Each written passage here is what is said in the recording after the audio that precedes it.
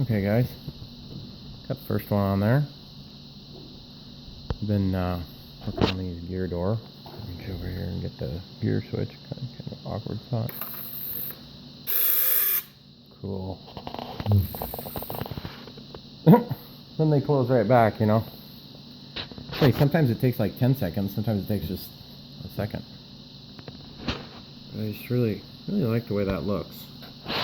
And if you've watched any videos of these planes, and you see it's got that curve, and you can see on here that curve, when it collapses down flat, is gonna allow the wind to push it tight on the air pressure across the wing. And you see I made a gap. I like tighter tolerances, but to be honest with you, there's nothing worse than having some stupid little optional doohickey that you put on a plane that's going to cause it to maybe not have the gear close all the way, and therefore they don't come back out. Sorry about focus, guys. And what I've got is, I can adjust it with a little bit of pressure, but all it is just a wire tie I took out of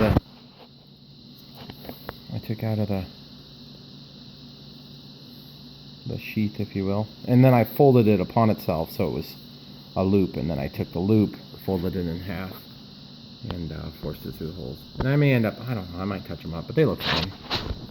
You're never going to see that in flight, of course.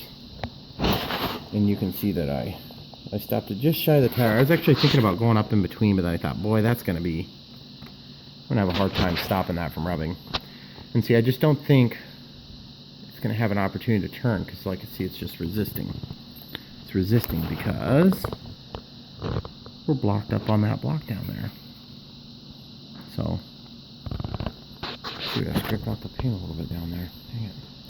Well, anyway, guys, gonna do the other side real quick here, and then move on to slicing and dicing this door.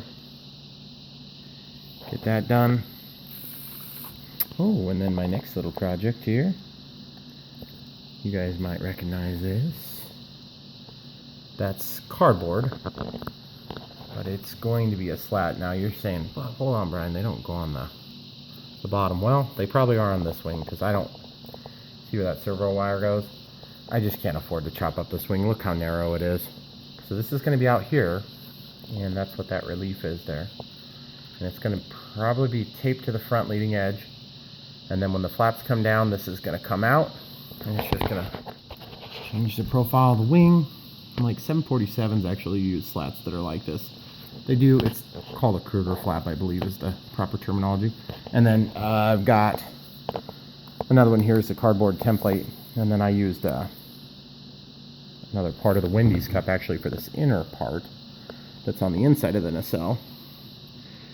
And then as they get deployed, they're just going to come down to a portion, and then come down a lot more for the landing.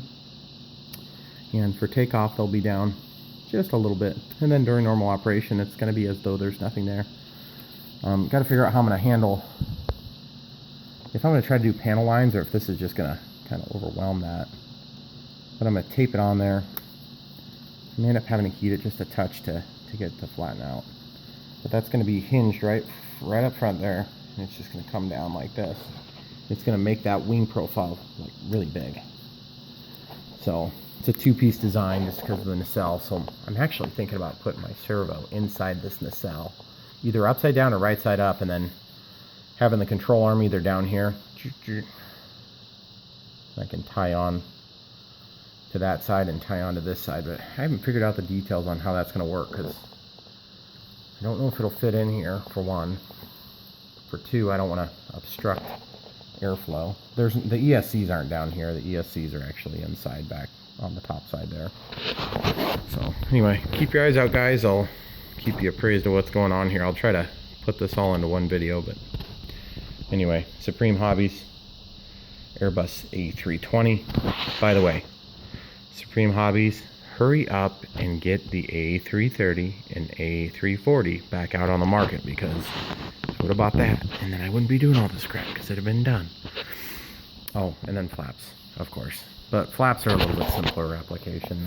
I just got to figure out how I'm going to handle around this, because I want my flaps to be wide, and I want them to come back out and go back in. So I got to figure out a way to cut my angle without totally destroying my wing structure, which is going to be very tough. Keep watching, guys.